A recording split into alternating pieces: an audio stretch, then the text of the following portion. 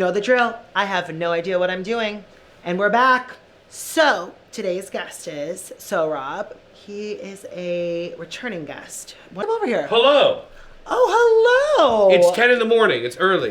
It is. Also, you didn't even attempt to say my last name. I appreciate that. Sohrab. Yeah, but you didn't even attempt. It's a tough one. Say it again. Forouzesh. Forouzesh. No, that's fine. Racism. It sounds racist. That's fine. How have you been? I've been good. How are you? I'm good. We're on season 3. Yeah, it's a little different than just doing it on your phone. I know, and I'm like... Where's your cat? My cats, they're chilling over there in the corner. Okay. I don't know, they're vibing. But, okay, tell me, how have you been? Like, where are you now in life? I don't know. You told me about, like, where you weren't, you can to Chicago when you were really young.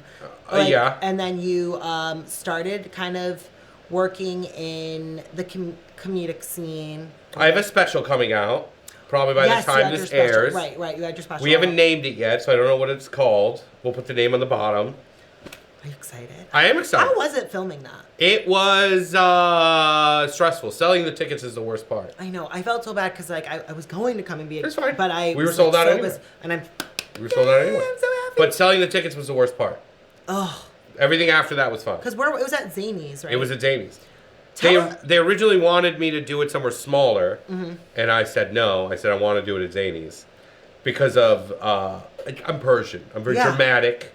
It has an emotional connection for me. I love that club. Yeah. Also, I just like the way it looks, and I don't see a lot of specials filmed there. I know Joe List filmed a special there. There's a few other comedians who filmed stuff there. But Zanies is in Old Town, right? It is in Old Town. They have a location in Rosemont as well. There's arguably, and I'm sorry for saying this, a better setup for comedy because it was built for comedy. The Zanies in Old Town, I believe, was originally a strip club in the 19... Don't they bring your drinks to you?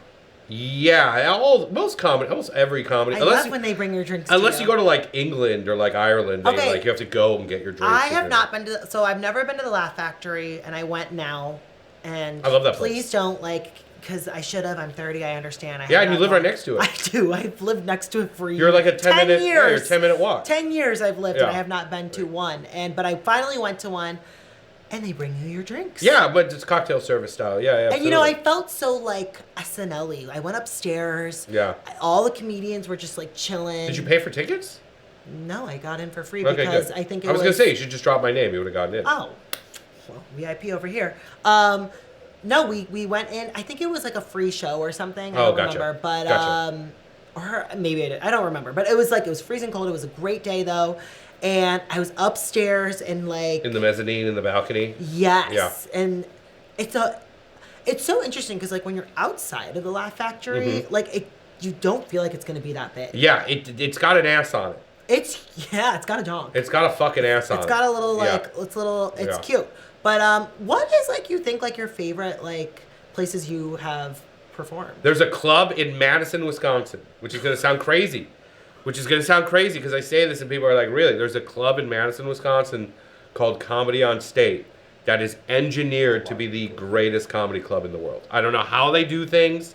I don't know what their philosophy is. No food, which is such a big deal. The lack of, because you think, every comedy club should have finger foods. No, the less food, the more the audience is paying attention. That makes sense. Cheap drinks, no drink minimums. So it's kind of, that's old. I think old school comedy clubs have it in their DNA to have a drink minimum, to serve like a little above industry price, like a little more than what you would normally spend on a beer because it's a comedy club. Yeah. But this place does it differently. It's very cheap drinks, no drink minimum, no food. It's all about the comedians. One time I went there and I noticed that the place looked a little different. I was featuring there and I was like, hey, it looks a little different. Actually, no, I was headlining. I was like, hey, this place looks a little different. And they were like, yeah, we raised the ceiling by half a foot. And I was like, why? Like, was there a leak? And they were like, no, we just thought it would be better for the acoustics.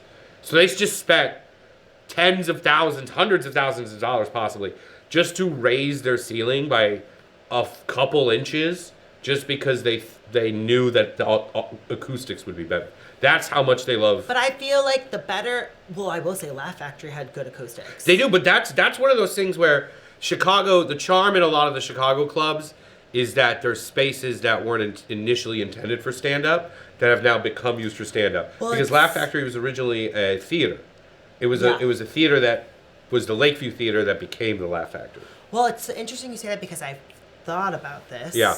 About bringing my podcast, like, living it. Like, Sure. going to, like, a real live stage. And, like, who knows? Having you on, I think it'd be so fun. Those are popular I know now. Tana Mojo did it, and, like, I know Trisha Paytas and all these other girls and, like, these YouTubers, and they go live, and they just kind of do it. Did you see the Adam Sandler one? I like Adam Sandler, though. Yeah? I like him more or Rob Schneider. He just had one. I don't know much about Rob Schneider. So funny. Is he? Rob, isn't he the one who was in Hot Chick? I remember. Rob, what's his name? Yeah. Deuce Bigelow, Male Gigolo is all I remember him from. I love that movie. I like that movie too. But I like Adam Sandler more for serious movies than his comedic ones. I've never seen it. Well, you've never seen Uncut Gems? What's that one where like he's a football? It's the Lost, whatever that one. I don't know that one. It's a football one. I don't know. I know Uncut Gems. Did you see that? No. You didn't see Uncut Gems? Am I like? What the fuck is your problem? It's amazing. Okay, so I thought of you the other day because I was watching Joan Rivers. I love Joan Rivers. I love Joan Rivers. She's incredible. Quick. Did you know? Wait, side note. They're redoing Spaceballs, and they are. Yeah, they're doing a sequel. They're doing a sequel, and what's his name? Who directed it? Oh God! Oh, don't do this to me. He's in it, and he plays. He Yoda. plays Yoda. God, what is his name? Mel Brooks. Mel Brooks. Thank you. Yes. The fucking the Gen Xer who was born in you wanna know 2001 got that one. That's embarrassing. Yeah, I know. Not for you. For me, it's embarrassing. You know don't even remember 9/11. Yeah. Oh, I was there. I was one of the conspirators. I think what I think will be great about this is because cancel culture is like a thing now, but I will say I think he's not gonna care. Yeah, I think less and less people care about that. I think as long as the end product is funny, no one cares. But this is what I think. I have this theory that I think he'll drop it. He's not going to care whatever anything says. Yeah. And then he'll probably, like every man in Hollywood, gets basically like canceled or like a lawsuit. And then he'll probably die before his lawsuit. He's very beloved. Also, he's always kind of been on the right side of history. Like all his movies are like fairly like. Oh yeah. Are he's not really punching down. He usually for the most part punches up. I think he's hilarious. I love him. And I can't believe that Keke Palmer is going to be Princess Leia. Oh, that's cool. And it's just going to be who else? I think I saw the guy. I was going to say guest list, the actors list, but that's all I remember. I remember Keke Palmer was going to be in it. Okay, but let's talk more about you because I just thought about you when I thought about that. But so, what is like a time where like you think was like the most challenging time when you were? Because we talked about that last time, like a really like cringe time when you were being on stage. Oh man. Have you ever like dry like little crickets like? Beep, no, I'm fairly good about not bombing. That's actually one of my superpowers. Is I don't. But I'd say the reverse to that is I don't necessarily take a lot of risks, but I also understand that the people are here because they bought tickets and they left their house and got babysitters and shit because they want to be entertained. Mm-hmm. So it's your job to entertain them. It's not your job to go up there and be masturbatory about it and stroke your own ego. I think your job as a performer first. I always say, like, new comics, when I talk to new comics, I tell them you're a nightclub employee. You're not an artist. You sell drinks. Well, what are like don'ts and do's you think like that are like, ooh, that's kind of a red flag? I think as soon as I say there's a bunch of don'ts, that someone's gonna break those rules and do something creative. Well, I feel like Joan Rivers was like kind of like didn't care. There's a lot of people who break the rules that have made their careers on doing like Jeselnik. Like I'm not I don't. He's not my brand of comedy, but definitely Anthony Jeselnik is one of those guys that's like doing things his own way and kind of like is offensive and doesn't really change his tone. And comedy is one of those. I think a lot of the arts, as soon as you say there's these hard and fast rules of what you shouldn't do, someone comes along and breaks those rules, and it makes you look like an idiot for even quantifying But I feel like anywhere you go and anything you do in the entertainment world, break the rules. Yeah, right. Yeah, I feel like you should. Yeah. Like, I feel like rules are meant to be broken. Like you were talking, like when I first did your podcast, you were talking about doing more like man on the street stuff or like. Oh yeah. And you did, and you were kind of like. I did it. Yes, I did it. Actually, it was so funny. Like the week after we filmed that, I think it was like market days. I'm like, I'm gonna go do it. Yeah. And I had such a good time. It went well? I had Men's Room sponsor me. I was in front of Men's Room. If you guys don't know Men's Room, it's I don't a barber shop. It's in. Explain Men's Room to me.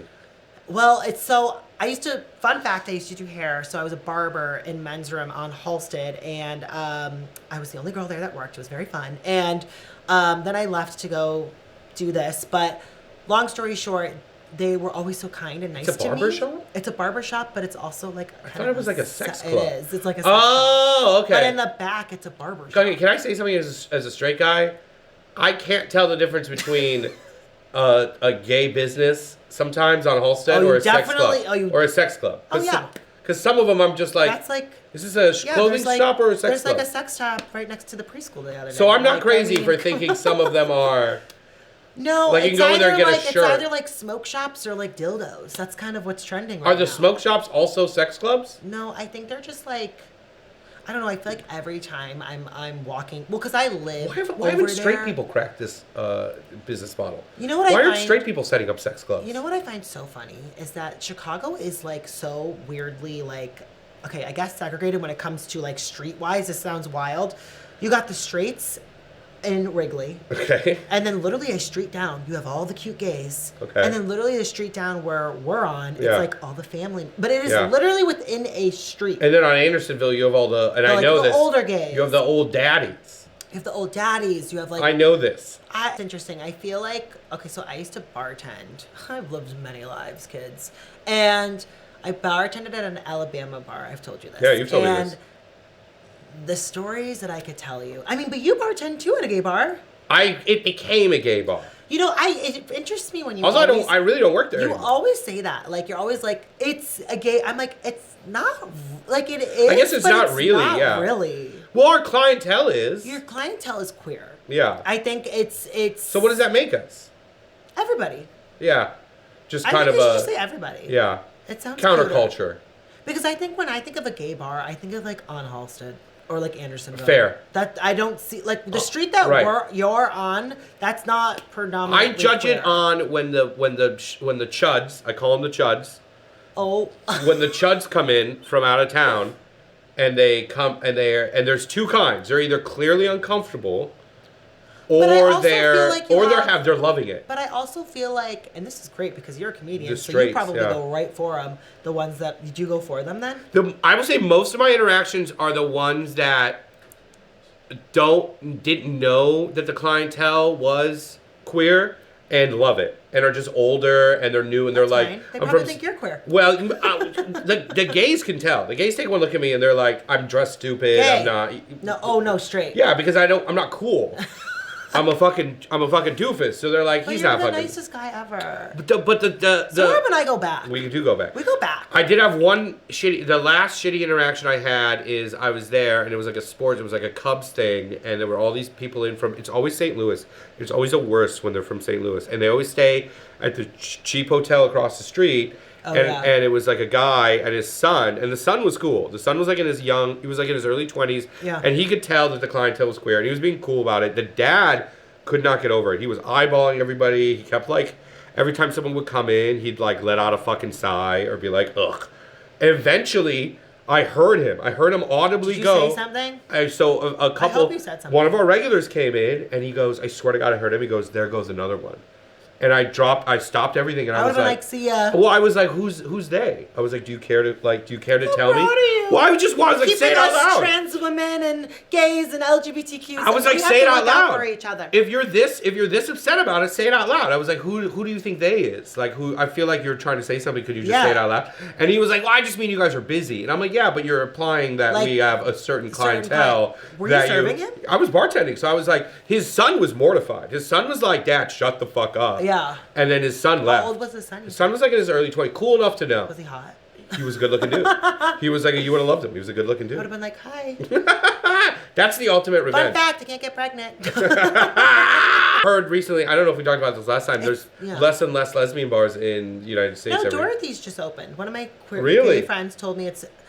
You know, though, it's interesting. They've opened it in Fulton Market. Are there any like comedy spots by Fulton Market? The only comedy thing that happens, which is your good eye, because I feel like that neighborhood is that should be the new spot where it'd be so cool. There's so many cool little like. There's a rumor every year that the Improv is going to open one up there, and they never do. I think it's too expensive. But you know how much money you would make. Do you think that clientele would go to comedy shows? I don't think they would. Okay. Let me explain. Chicago has Fulton Market, right? So, like, it's a little bougier. It's the West Loop. I love going to, like, Bar Siena pre-gaming and then, like, going to, like... Have you ever been to ABBA? I have. Okay, so, like, then you go to ABBA, right? And then you have a little dinner, and then wouldn't it be great if you're like, all right, we're going to a comedy show. Some of the best restaurants in Chicago are there. Yeah, it's Trivoli Tavern. Oh, I love. What's the other one? But, like, it'd be so cool, like, on that strip, because there's still a lot of abandoned areas. Yeah, there's a lot of over building, there. But parking there is... a bitch. Yeah, I would rather join Al-Qaeda than park there. It is awful. Brings something up. Who's like a very big inspiration to you for like comics? What inspiration, I guess, implies that I try. Is there anyone in Chicago that you're like that are coming up? There's a gal named Kristen Toomey who I think is the funniest person in the world. I love her. You showed me her. Kristen Toomey is the funniest. Kristen Toomey recently made me. I'm very jaded because I spent so much of my time consuming stand-up without my consent. Like, I have to just constantly watch it when I'm not in the mood, or just because I feel like other people have the luxury of being able to sit down and watch them when they want. That kind of leads me to like another great question. Like, do you study like comedy? I end up just because I'm at shows and I'm surrounded by so many good comedians that I feel like I don't need to go out of my way to consume it. It's available to me all the time. Well, I also feel like we're always doing our homework, podcasts, whatever we are, because we're like we're on Instagram constantly. Instagram shows me a lot. YouTube. I watch a lot of YouTube. But I will say, I was at a show recently and Kristen made me laugh so hard that I forgot I was a comedian. She made me laugh in a way that when I was done laughing, I took a breath and I went, this is what it must feel like to be an audience member. But see, do you want to tell us the news? It's not that exciting. They're putting my face on a bus in Chicago. On a few buses. Just, I don't know. Just a few. Well, I'm not getting paid. It's Carrie Bradshaw moment. It is. A lot of people have told me that. I'm very excited about it. And I get to write my own copy for it, which is the most part I'm most excited. Would be really cool? Yeah. You should recreate the intro of Sex and the City, but with your bus on it. That'd be kind of funny. That is kind of funny, but I've never... And, have, like, a huge, like, water splash on you. Because at the end, like, the bus goes by her, and then the water splashes on her. That is actually a funny, like... And then you could be in a tutu. Yeah. I think it'd be even funnier. I'm not putting on the tutu, but I appreciate it. Not because How long is it gonna? How does that work? So how long will it be? I have no idea. Do you want to like tell us like how that kind of happened? So I did some social media work for a company called Domu, and they help people find apartments. And I was just casually talking to the owner. I think I saw that. And this is I've done a few for them. I think I've seen that. Yeah, your sponsor. Yeah. And this is just I guess advice to all the young creators out there. Just ask questions. Well, is that the one where you would go into their apartments? Yeah. So he was telling me about how he was setting up this bus campaign and that he was hiring models, like models, and a few like Chicago-based influencers. And then I just asked him. I was like, "Well, can I do it?" And he was like, "There's no money in it." And I was like, "That's fine. I still want to do it." And then he was like, "Sure." And then the interesting thing is he reached out to a couple other comedians and they said no because it wasn't paying. But the thing that excited me about it was that I get to write my own copy. I get to write my own tagline as long as it's incorporates Domu and what they do. But I love shit like that. I love I'm so proud of you. I got an English degree. I love like a little puzzle of Sohrab came on season 1 and I had no idea what I was doing. But look literally. Look what you've done. I just used my quote, but I literally had no idea what I was doing. But you were getting views. You had fans even then when you were just I did because I had a music career before this. Yeah. And then I just kind of had. Are you going to bring Old Boy back for season 3? What do you mean, Old Boy? You're going to bring him back? Oh. Maybe. Can we say? Can we say maybe? Oh, well, he's not out of jail yet. We can say it. I don't care. Joe Exotic. Joe Exotic is still. He's still in jail. He will be there for. Unless he gets pardoned by Trump. What's some good advice just in life that you can give somebody right now? I heard some good advice from someone recently where they were like, when bad stuff stops happening, or when just things are happening to you. I guess you don't want to just say bad stuff. But when things are happening to you, instead of looking for the tragedy in it, look for the absurdity in it. So sometimes I think it's easier for comedians to do than it is average people, because average people don't. I think not average people, but I think some people have a predisposition to rely on humor even when things are going poorly. But I think when something and I was hearing this from someone whose both parents passed away, and literally like told me that they came out of the situation being like, you should look for the absurdity in things. Like, instead of being... You know what I love about you, and I say this for me, like, I've had a couple of people DM me, like, because they're like, I just actually had somebody DM me the other day. I'm not going to say their names, but they were like, I really look up to you, like, I want to transition. And I was like, yes, like, this is something that I want. People are coming up to me and, like, or they're asking me other questions, like, hey, how do you get your on set? And I encourage you to, like, ask Sohrab, like, you go in your DMs, like, the comedics, anybody, like, I encourage people to, like, get in our DMs. I'm in people's DMs. Don't be inappropriate, please, because, like, we have a... I'm in people's DMs all the time. I think a good way to do that is if you're seeking... anything. If you're seeking help, ask for advice. If you're seeking advice, ask for help. And especially, like, with my, like, profession here, like, they're asking me what I'm good in, but, like, if they're asking you, like, hey, like, where can I start for... That's adorable. So these kids are reaching out to you like, hey, this is every something... other day. Wow. I mean, I don't really check my requests that much because I have some... Are they younger or are they older? I have Younger ones, I wow. think it's really cute. Yeah. Like, I mean, not young, what I mean by young, because I'm 30. Early 20s, yeah. Yeah, early 20s. Did you ever see those memes where, like, they're like... Okay, so I saw this, I was watching it, and it was like... This student, which I thought was a little absurd, was going around to teachers going... Okay, miss this. What year were you born? And they go 2004, and I'm like, oh. I'll physically. And then they go 19, and it pauses, and it like goes to like Jurassic Park. I don't handle that question. I will physically assault you if you ask me. I think we look so good. I've learned that you can just lie about how old you are. I want the 35 forever face. But you gotta just lie. I didn't know people just lie. Okay, I'll end it here. So Joan Rivers goes like this: if you want to be miserable in a Lamborghini. Be miserable in a Lamborghini, and you know what? While you're at it, and you want to look good, because you know what? I'd rather be poor and miserable coming out with the new face of a car. And I went, me too. Could you imagine? Okay, last question. Who is somebody that you would love to like do an act with? Oh, do they do that? Like share. Yeah, there's definitely things you could do to share the stage with someone like comedically. I would say it'd be a dream of mine to do it with Hannibal Buress. Would be my like number one. Wait, why do I know him? He was big. He was like really big when I was in college. I think there's a lot of comedians my age who are kind of obsessed with him. He was like a big Comedy Central guy. He's really weird style. Broad City.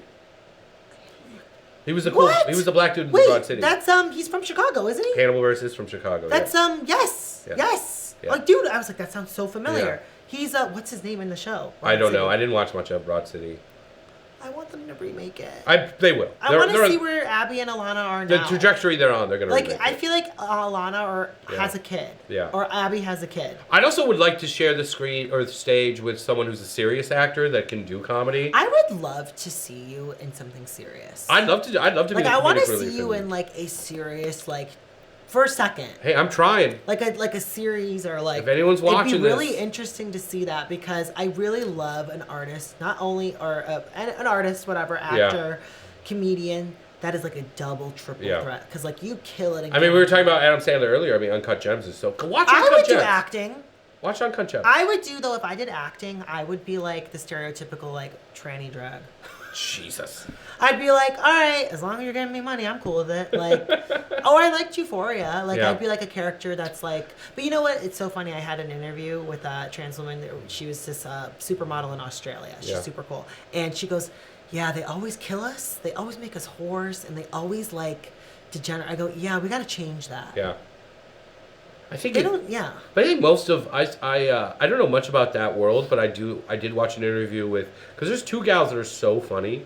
They have the best chemistry. They make me laugh. It's God, they're everywhere. They're like the two like. Are they drag queens? They're drag queens, and they're like the Trixie funny. and Katya. They have timing that comedians would kill to have. What? Laughs really boisterously.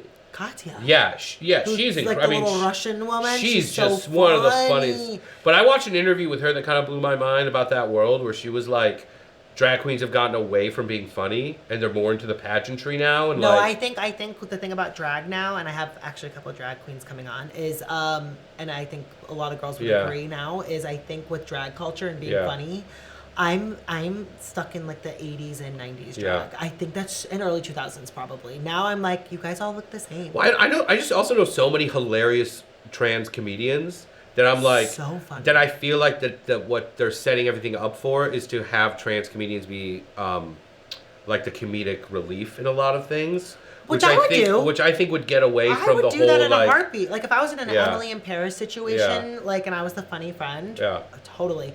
I would love to be main character energy. Yeah. We'll get there. I'll give you a list of very funny Chicago trans comics that you could have. Sam Hyde Rocha. Who's the Asian one? She's very funny. I know who you're talking about. I've never worked with her, though, but I don't... she's in New York. I don't know her name. I think we should, like, you know what I think? And then we'll end it here.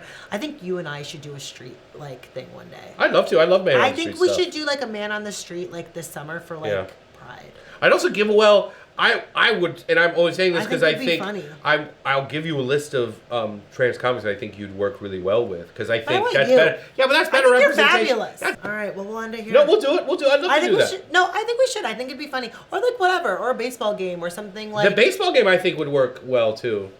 I think we have good chemistry. In front of the statue of like Murphy, in front of Murphy's, and we're right there before the game. Just like making people uncomfortable, just like. But not even like just like, yeah. When's the last time you shit your pants? Like that's funny. Yeah, that is funny. Like or like. Do you hit your wife? Yeah. Oh my god. Just asking a father of four. Well, you look like you do. All right. Okay. That's it. I'm out of here. Bye.